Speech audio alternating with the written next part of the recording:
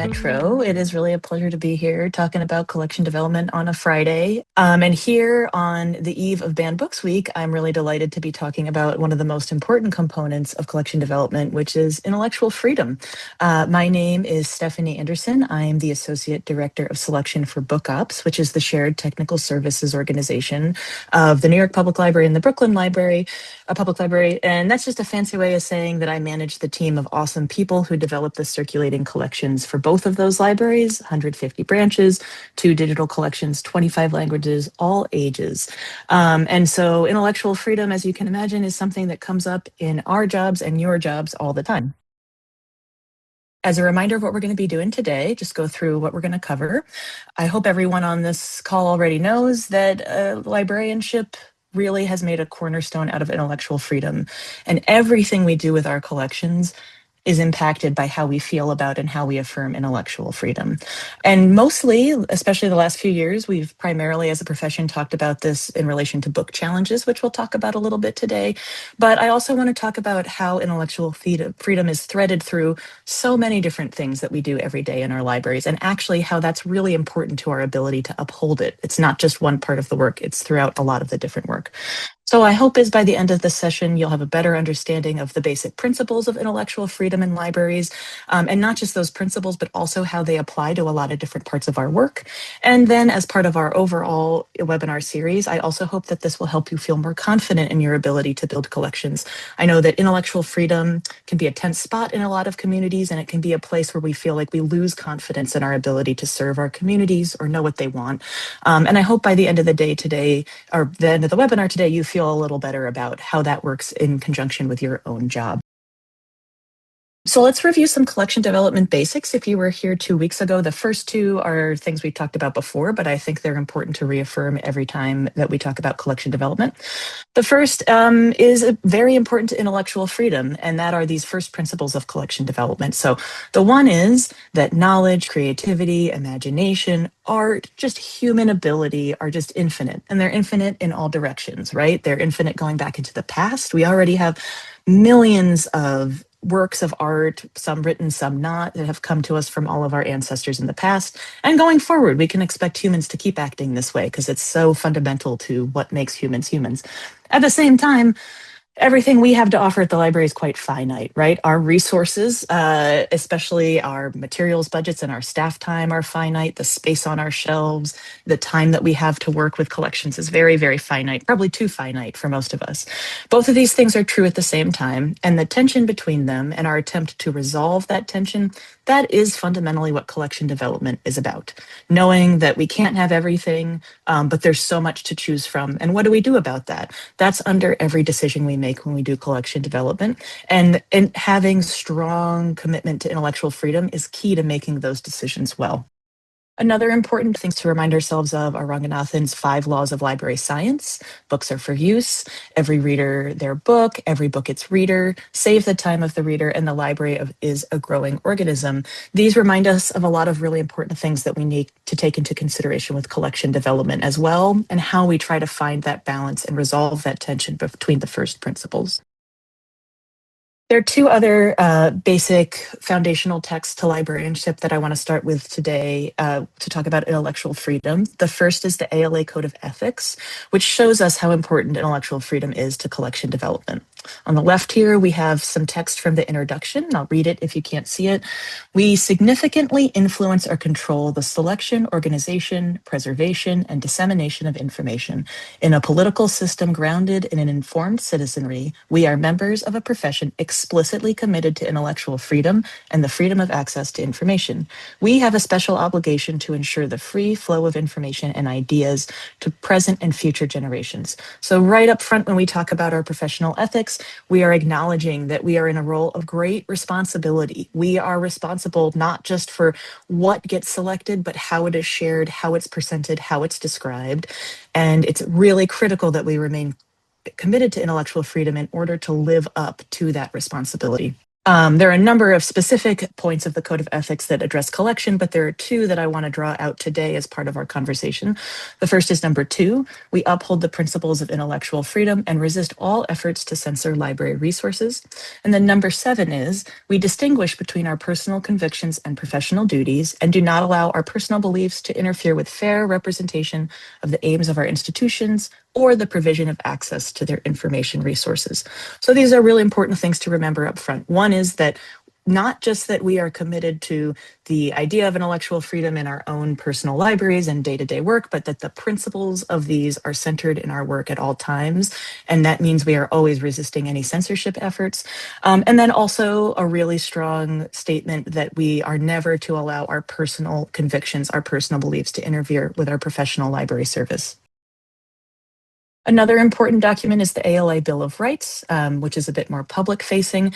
There's almost every part of this addresses intellectual freedom, but I just want to pull out a few things from the beginning of the Bill of Rights that I think are really relevant to our conversation today. The first one is a pretty basic one. Books and other library resources should be provided for the interest, information, and enlightenment of all people of the community the library serves.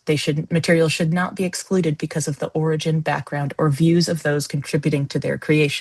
That's pretty clear. Number 2, libraries should provide materials and information presenting all points of view on current and historical issues. Materials should not be prescribed or removed because of partisan or doctrinal disapproval. The third one tells us that libraries should challenge censorship in the fulfillment of our responsibility to provide information and enlightenment. In other words, it's not enough to provide the books. It's also important to challenge any censorship of those books. And number 4, that we should cooperate with all persons and groups concerned with resisting abridgment of free expression and free access to ideas. So it's not just a personal or even specific library commitment. This is a professional commitment, and it's a commitment we even make to other professions and other organizations. So if you didn't know already, now you're finding out right now, intellectual freedom is one of the core principles and sets of principles behind librarianship, not just for book challenges, but for everything we do. So what does that mean? Obviously, intellectual freedom is woven through everything we do as library workers. And so obviously it comes up with collections a lot, right? Because collections are core to library service. So there's no way to provide a core library service like collections without having one of our core ethics, intellectual freedom, woven through all of it. So most frequently we do discuss intellectual freedom in relation to book challenges, especially recently. But if you step back and take a look, it's really ingrained in a lot of the things we do, even when we don't say so explicitly. So for example, our collection development policies and procedures generally affirm or should be developed to affirm intellectual freedom. When we select and order books, we are using intellectual freedom principles as part of how we make those decisions. Same thing at the other end of the life cycle when we weed books or we deaccession them. Library governance often touches on intellectual freedom as well. So board meetings, conversations, and advocacy with electeds or other stakeholders like donors often can challenge or bring up intellectual freedom principles. And then staff training is another place where hopefully you're seeing a lot of talk about intellectual freedom and how it applies to people's job. So we're going to talk a little bit about all of these things today, in addition to book challenges. For pretty much every library, and I hope this is true for your library, intellectual freedom is grounded in your collections policy and often a lot of the associated procedures. There's an image I hope you can see on the slide. It's from the New York Public Library's 1954 book selection manual. There had been a lot of memos and documentation in the past of how the library selected books, but this was the library's first attempt to put it all in its own manual. And you can see right up front that the policy is melded with the procedure from the beginning. So you can see how long these ideas have been incorporated into our work in public libraries, and there's examples from other library types as well. I'm not going to spend a ton of time on collection development policy today because policy deserves its whole own webinar. It's very complicated and looks very different for different parts of libraries. But we can say for the purposes of this webinar that having a strong, well understood collection development policy that is documented and shared is completely critical, arguably the most important factor in being able to uphold that professional commitment to intellectual freedom that we have as librarians. So it can't just be something that's nice on paper, and it can't just be something that's part of how we do things. We've got to have both together to really affirm and give us the strength to stand behind our commitment to intellectual freedom. From there, once we have a policy and the policy is understood, the first place a librarian is likely to encounter intellectual freedom is when selecting and ordering books. That's the first place we're making decisions about what to make available to our community. And we know from the first principles that we just talked about that it's just simply not possible for a library to acquire and make available everything the community might want to borrow. And then when it's time to make those decisions, make professional decisions, then it can be easy if you're not intentional and well trained in thinking about intellectual freedom to do things like self censor, not buy a book because you're worried it'll make someone mad, avoid a controversial topic, or allow your own biases to influence your selection. I think that's something a lot of librarians try to avoid. I hope all librarians try to avoid it. But what gives us the ability to do it is having intellectual freedom really well understood and incorporated into everything we do. So here are some common questions and challenges around intellectual freedom that come up that reminding ourselves of that commitment to intellectual freedom help us to answer. I want to flag too that having good answers to these questions also helps us make sure that everyone we work with in a library, regardless of their role, has the same expectations and understanding of what goes into the collection. So some really common questions librarians might have, especially early learning collection development, is I'm looking at this book, I'm assessing it, I think it meets criteria, I think it's a great book, but I'm a little bit worried that some people in my community might not like it or could even be offended by it. Should I add it to the collection anyway? Our commitment to intellectual freedom would tell us the answer is yes. If the book does meet criteria otherwise, then it is something we should add, even if we're worried that people might be offended. That's a really important thing that's laid out in all of our core documents. I do want to pause here to say sometimes you'll hear people say things like, a truly great library should have something on the shelves that offends everybody. And often that's stated almost like a goal, like the end goal is to have something on the shelves that offends everyone in your community. And I'd like to invite you to think about that idea a little bit differently. I don't think it should be a goal to offend people with the collection. I think it is often a side effect of doing ethical collection development. And that's a really important distinction. We aren't going out of our way as part of our commitment to intellectual freedom to annoy people or irritate them or upset them. It's simply the truth that we can't control how people feel about what we buy. Any of you who have taken book challenges know that sometimes they come on books that you would never guess in a million years could be offensive to somebody. We have no control over how other human beings feel about anything, and certainly not about books. So we don't need to have a goal of influencing people's emotions or feelings. Either way, what we need to do is not allow other people's emotions and feelings to help us make collection development decisions. So it shouldn't be a goal to have an offensive collection, but you should understand that doing ethical collection development may lead to that side effect. And that is why it's important to be committed to intellectual freedom so that you don't let that stop you. Another really tough question for a lot of people who do selection work is when they're assessing a book they find personally offensive or that may even feel like an attack on them or something that's really harmful. How can you assess it objectively? Well, the first thing we need to do is remind ourselves that it is part of our commitments as a profession to the people we serve to provide a wide range of views, even if it's something we find offensive. And that should allow us to look at things like reviews, how different groups online or in media are talking about books and say, well, I personally find this book really offensive. I don't agree with a word of it, but it meets criteria. There's community interest. It's gotten reviews, whatever it is, to allow us to step back and remember that part of our commitment to intellectual freedom is not allowing our personal biases to get in the way of our professional decisions. Another really tricky place for a lot of libraries is what if a book is described for one audience, but it has some content that might make it feel unacceptable to some people? This happens a lot with YA books, right? Because teen books are often a place where we see a lot of book challenges. And you may be looking at a book and be like, well, the publisher published this for older teens and it's been reviewed as a teen book. And a lot of other libraries have bought it as a teen book. But I'm a little worried that there's a little bit of mature content in here and I don't know if my community will like it.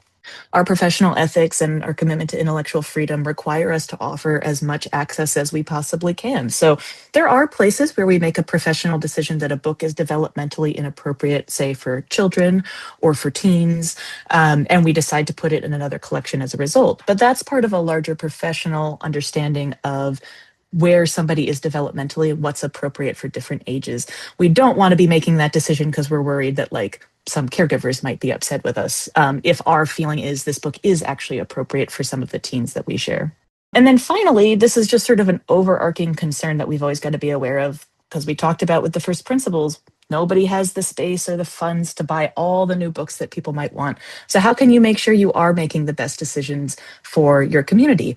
If you didn't get to watch the first part of the series, the webinar I did 2 weeks ago, I want to link you back to the idea of community centered collection development here, where I do think part of why I wanted to talk about that before intellectual freedom is I do think being committed to community centered collections and getting community feedback and input is actually a really important part of upholding intellectual freedom. Because when you really understand what your community wants, when they feel free to tell you what they want, when you're in dialogue with them about that, when you're responsive to them, one, they're going to have a lot more trust in you. And two, you're going to have a much easier time and a lot more data to determine the breadth of your community needs and interests. So instead of having to guess or, look at some census data or just look at circulation data, you'll have so much more information available to you to make these decisions. And that will allow you to make a better decision about how to represent the balance of what people are looking for. Then we got the other end of the life cycle, right? The books come in, and eventually most of them move on to the next phase and when they're weeded. And policy, again, is really, really key to that. It allows us to set standards that allow us to handle the end of a book's life as professionally as the beginning. For most libraries, I think you'll find that the criteria used for selection are very similar to those used for weeding, or because in the same way we decide whether something should be in the collection, those same principles should tell us whether it no longer needs to be in the collection. But that doesn't mean that it's a cut and dry thing. Anybody in this webinar who's done weeding knows that weeding has a lot of gray areas too, just like selection, because of all of the complications and the complexity of the collections we serve. So some questions that might come up that our principles help us answer are, for example, this is common in a lot of libraries. Many libraries have an overall goal of providing a balanced collection, right? It might be in your collection development policy, it might be a larger strategic goal, but we also often use circulation as a big part of weeding criteria. I imagine many of you do this already after a year, after 2 years, depending on the type of book, the type of library. If no one's borrowed it, it might be time to weed it. But what happens if your community tends to have a singular point of view, or there's a lot of people who share a point of view? So books from that point of view go out more frequently than the other ones.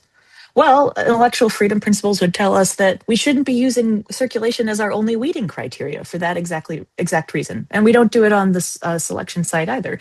If we've committed to providing a broad range of points of view, then it's really important not to say like, well, this hasn't gone out for 2 years. Actually, nothing from this viewpoint has gone out for 2 years. Guess we don't need any more. Let's get rid of it. Weeding is a professional task for a reason, and finding that balance is really, really critical. You may say to yourself, like, well, this type of book on this viewpoint isn't going out. I wonder if I need to get newer books, or I need to think about what other ways I might have to represent this. But we can't just weed things solely on the fact that they're not circulating, because we have this larger responsibility to provide patrons with a broad range of information. Another thing that I have heard come up with a lot of libraries is a lot of weeding policies or collection development policies ask people to look for biased content, in addition to outdated or inaccurate content as criteria for removal. And that raises a really big thorny question, which is who decides what constitutes bias in this framework. This probably deserves a whole hour of its own, so I won't go into it too deeply, and it might look different for different audience levels or different types of book. All of which is to say, when we think about describing something as biased content, it's important for us to understand when we say this is biased, who is it biased against? Who would describe it as biased? How might other people describe it? Most of the adult nonfiction in any given library, for example, it is quite probable there is somebody in your community who would describe that as biased, particularly if we say look in the 300s or the 900s. It would be easy to find someone to describe almost any book in a lot of these Dewey ranges as biased against them. So we can't just remove everything because one person might find it biased, but we can use, for example, we might be able to say, well, this is a type of bias that, like this happens a lot with really, really old children's books, where we might say the illustrations in these books are biased in a way that make them now developmentally inappropriate for this age level like this.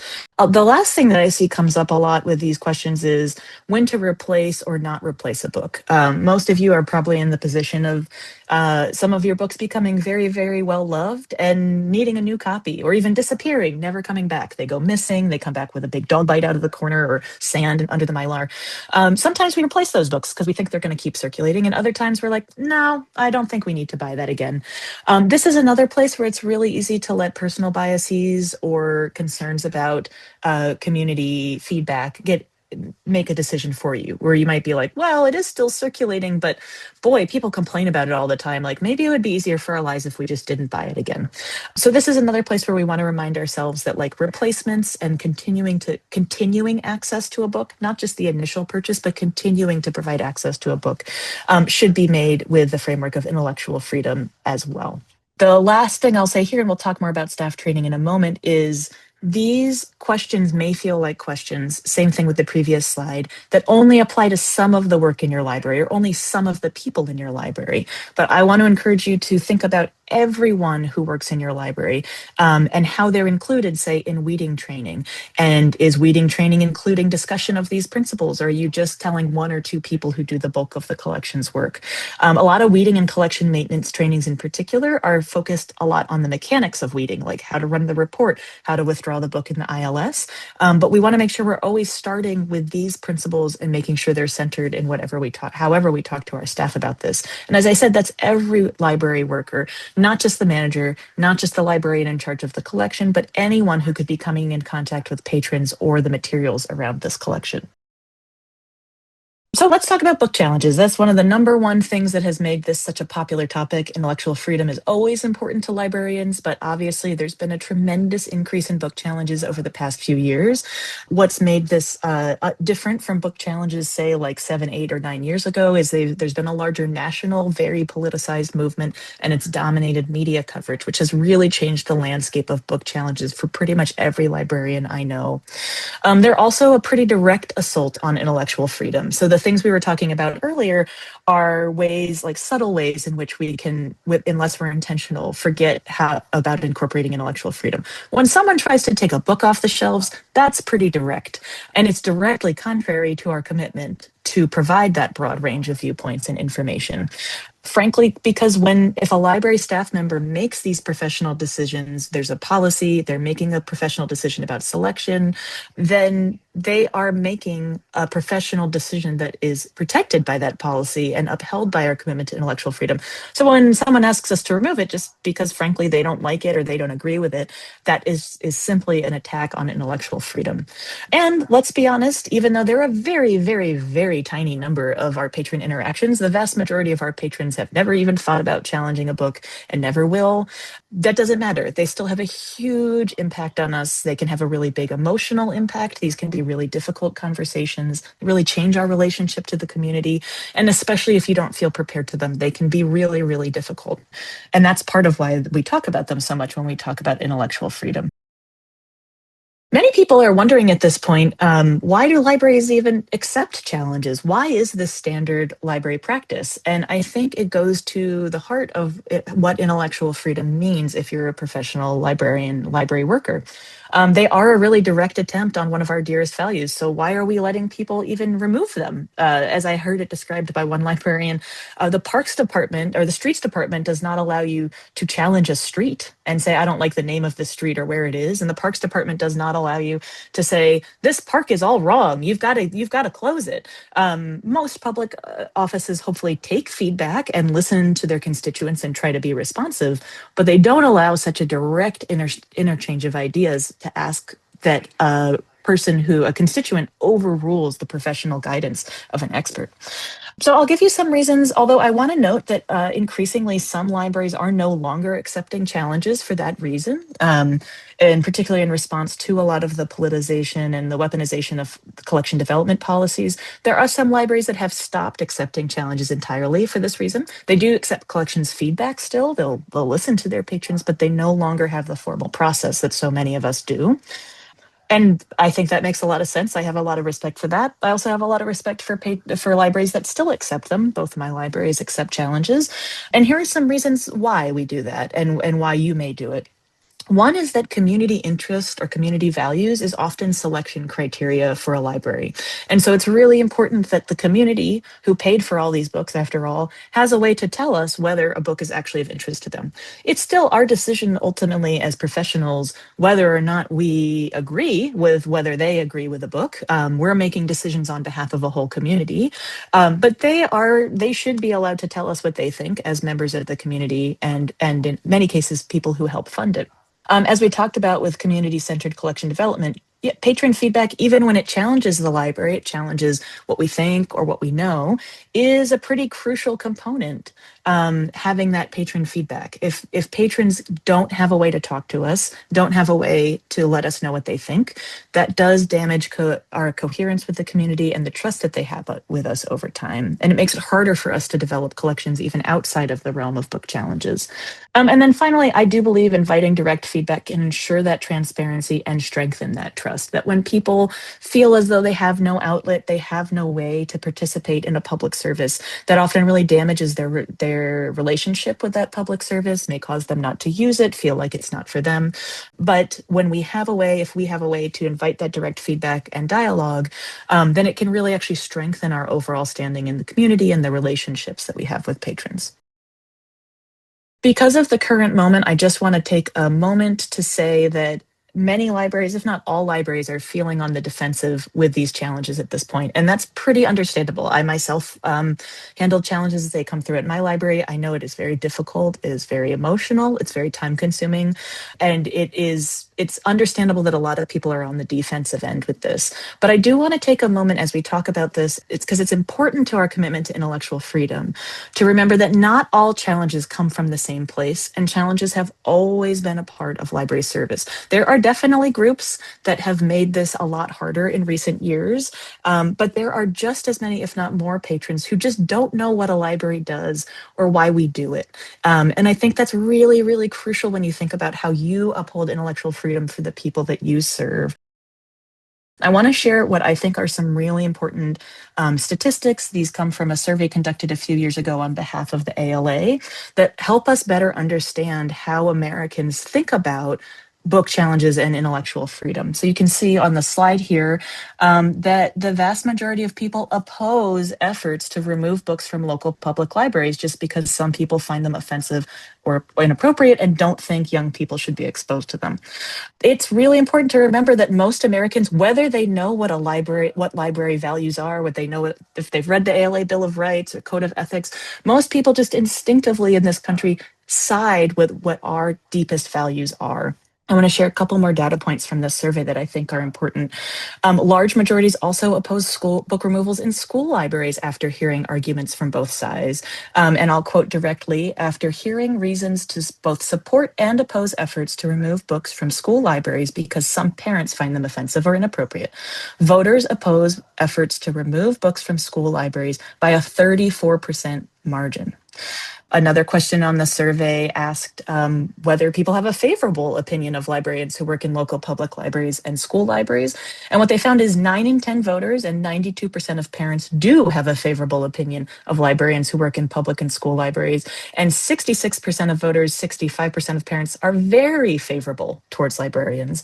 The vast majority of voters and parents say local public libraries play an important role in communities across the country, including their own. And the majority even say that we play a very important role. This is across the political spectrum as well. And the final piece of information I think is important is that most voters are confident that we make good decisions and do a good job representing a variety of viewpoints. 75% of voters, 80% of parents said that they had quite a lot or a great deal of confidence in their local libraries to make good decisions about which books to include in their collections and make available in their communities. 8 in 10 voters and parents say that libraries in their community do a good job of offering books that represent a variety of viewpoints, which is a sentiment that was held by majorities across the political spectrum. And finally, fully 83% of voters and 86% of parents say they are more likely to trust librarians when they hear that librarians are trained to not impose their own thoughts and opinions on which ideas are right, but to make knowledge and ideas available so that people have the freedom to choose what to read. So what do you take away from that? What I take away from that is that most people agree with us already, even in a pretty politicized time, even when we're all dealing with a lot in our communities. Most people agree with us, and they're even more likely to agree with us if they know what we do. And if you've ever had a book challenge conversation in your library, you know that is often at the beginning of some of these conversations is when you share the policy with somebody and take a moment to say, hey, this is what we do. These aren't just all books that we love, but we actually try to have a broad range of opinions. There are a lot of patrons who will say, oh, I had no idea. I thought you just read all these books yourself and you picked out the ones you like. There's so many misconceptions about library collections like that. And the numbers bear that out, that it's certainly not everybody, but the majority of the people we serve across a lot of different viewpoints do have a lot of respect for what we do, respect that it's important to have a broad range of opinions, and have a lot of respect for the fact that we do that work even against our own personal beliefs in order to provide them with a wide range of opinions. So, what inspires a patron to challenge a book? I want to have a few things that have come up frequently in my career. If there's other things you want to put in the chat, please do. I'm sure some of you have experienced this before. Because I think understanding why somebody challenges a book really helps inform what we should do about it. And that in turn helps us better understand what we can do in our community to uphold the ethics of intellectual freedom. I'm going to put to the side for this conversation people for whom this is part of a larger national political movement, because that's something entirely different. But in addition to those reasons, which are common, and I know many of you have faced them, some patrons really do think we only buy books that we personally enjoy. If you've ever gone to a cocktail party and told someone you're a librarian, then you know exactly what I'm talking about. There's so many misconceptions about librarians. We spend our whole days reading, that we only put our favorites on the shelves. And you can see how if you saw a book you found really offensive on the shelf and you believed that it was put there by somebody who thought it was really great and everyone should read it, that would make you a lot more anxious about that book being on the shelf and a lot more likely to tell the librarian to get rid of it. When many of those patrons, when they're told like, nope, that's nothing, none of these books were selected out of personal enjoyment. These were selected as part of a professional process, that can really change how a lot of people think about the need to challenge a book.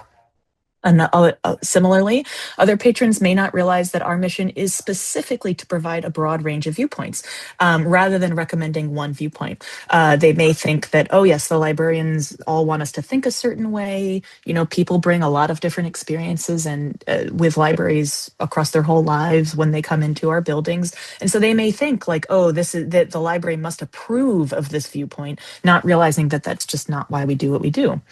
And then finally, in the public library setting, and I know this is a little bit different for those of you working in school libraries, but it's really common when people challenge children's books or teen books for them to speak specifically about the needs of their child or children. That they're really, the caregiver may be saying like, this is inappropriate for my child, and may need to be reminded or told for the first time that the library's job is to provide for the entirety of the community, for all children. And in fact, it's totally inappropriate for the library to tell caregivers what to tell their children what to read.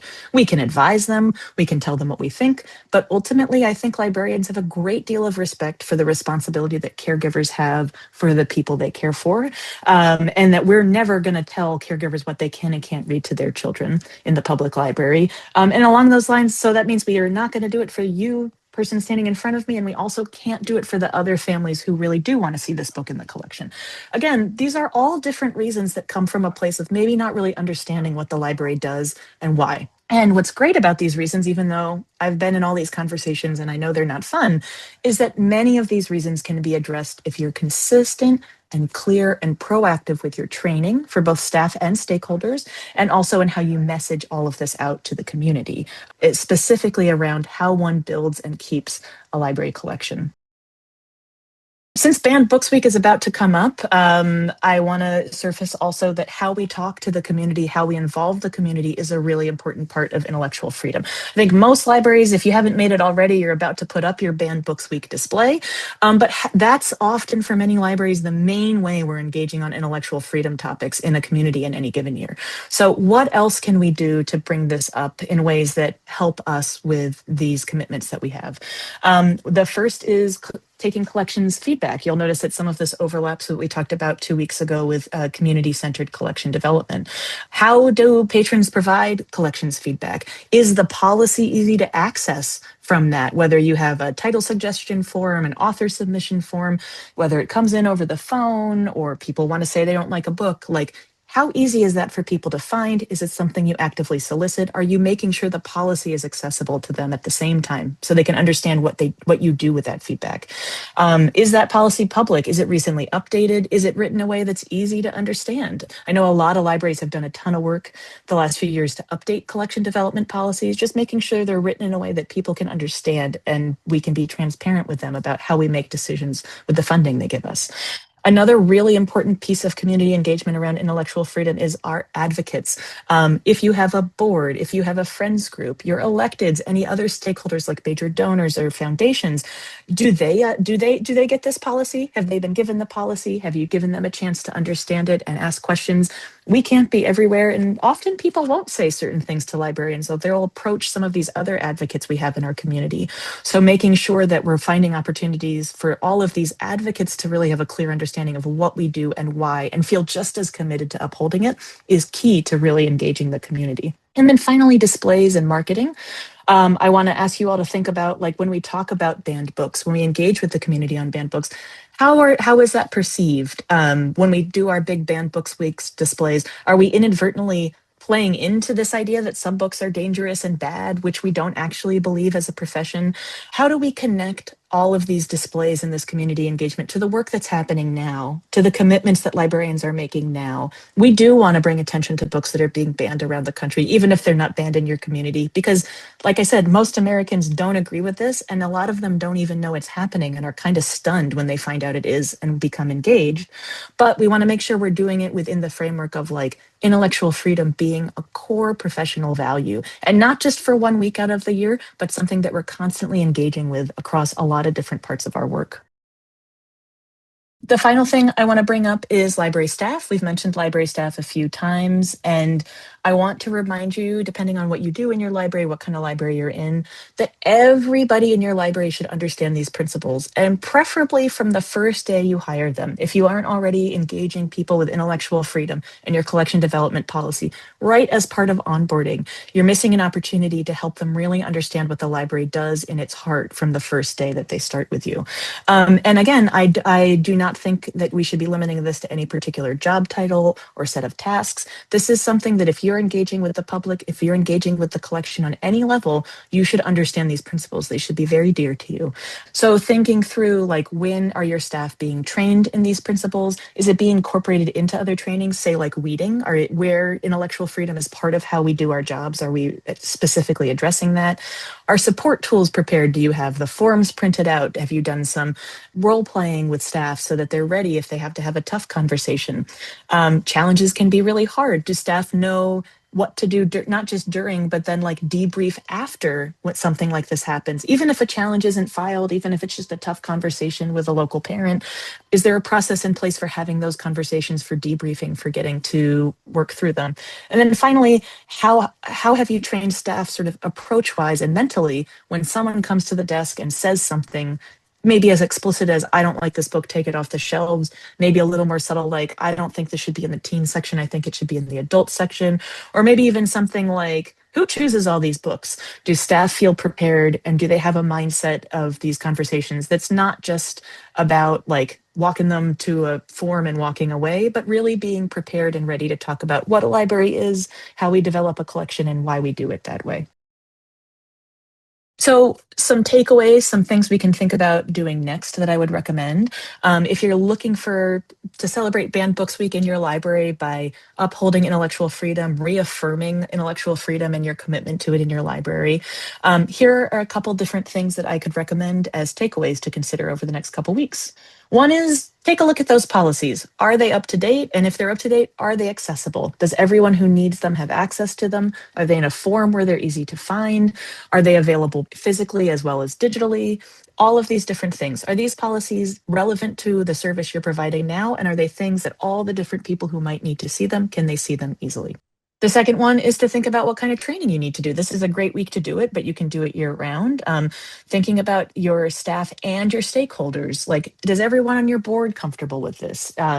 Have you ever spoken to your electeds about your collection development principle? By making sure that intellectual freedom is part of these conversations all the time, we can first make sure we are continually confirming and upholding these principles for people, and that becomes part of our community service. But also, it helps us to get ahead maybe of any of the really difficult conversations that could be to come, depending on what happens in your community. Another is to make sure that everyone has these tools in training. Take a look around. There are a lot of things happening in a library any given day. And when we say there's fires to put out, sometimes that's literal. There are a lot of really difficult things that we have to deal with in libraries. And this is one of those topics where it's really easy to lose track of the last time you did it because there's so many other urgent things. Use this time of year to step back and ask yourself, when's the last time we went through these tools? When's the last time we provided this training? Not, again, not even just for specific book challenges, but on what intellectual freedom is and how to feel prepared for any kind of these tough conversations. I want to flag too that for some staff, like managers, for example, this may be being prepared for tough internal conversations. Sometimes librarians don't agree about these. This can lead to conflict within an organization too. So taking this time of year to make sure everybody feels prepared and has what they need is really key. And then finally, think about going back to the principles we talked about 2 weeks ago. Think about a community-centered approach. What do you hear from your patrons on this, if anything? Or is there some feedback you get that isn't specifically about intellectual freedom, but maybe related to it? And what do they need to hear from you? What's the last thing that your community heard from you around intellectual freedom? This could just be a survey. Maybe you don't do anything with it yet, but give yourself a little space to step back and think, over the last year, since the last Banned Books Week, how has this institution engaged with people on these principles? Maybe not just with book challenges, but with other things. This is going to look different for different communities. I know that really well, whether it's urban or rural, big or small, school, public. There's a lot of different ways that this might look in your community. I can't tell you what it looks like for you, but I can tell you that we should be looking for ways to be engaging in these conversations or having them these principles underlie our conversations year round. And this is the time of year to do that. Now, that being said, protecting intellectual freedom requires a lot more than 1 week or one policy update or one training or even this one webinar. And so I would ask you as we come to the Q&A section, just like we did 2 weeks ago, to really step back and take a moment to think. And if you want to give yourself some accountability, put in the webinar chat, what's one action you could take in the next week, since it's Banned Books Week, of all the different things we talked about that would help make intellectual freedom more visible and well understood in your library. That might be something internal for staff. It could be something you want to do for the community. We're at the time of year where it's a really good time to step back and think, how and when is my library incorporating the principles of intellectual freedom into our work? And is there one thing we could do? Some of these things are really small, like make sure the updated policies on the website, or think about what's on the Banned Books Week table or whatever. Just choose one action that you could do that would help reaffirm and uphold your commitment to intellectual freedom in collections. I've also included some resources. You may be aware of these, but everybody's coming at this from different angles, so I wanted to share a few resources. The ALA Office of Intellectual Freedom is in charge of ALA policy around intellectual freedom. They're the ones who collect some of the book challenge data I shared earlier in the presentation. They also provide some direct support to libraries who are facing challenges. Free for All is a New York State collective that provides resources for libraries and community members, including some training resources if you're looking for something to use with your own team. PEN America, they also collect book ban data, and they also provide legal support to libraries as well as publishers and creators. And then finally, United Against Book Bans, which is part of the trustees wing of the ALA, provides resources in support of intellectual freedom. And they include some really great political resources like a toolkit for grassroots organizing that patrons can use, as well as talking points that you can use with an elected. So you don't have to start from scratch. If this is a new topic for you or you're in a new library, this isn't something you have to do on your own. There are tons of resources and people who are out there to help you, especially now.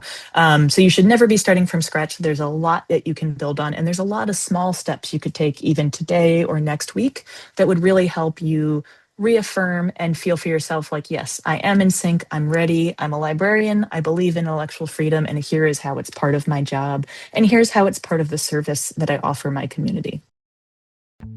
All right, so I will stop there, and thanks everybody. See you soon.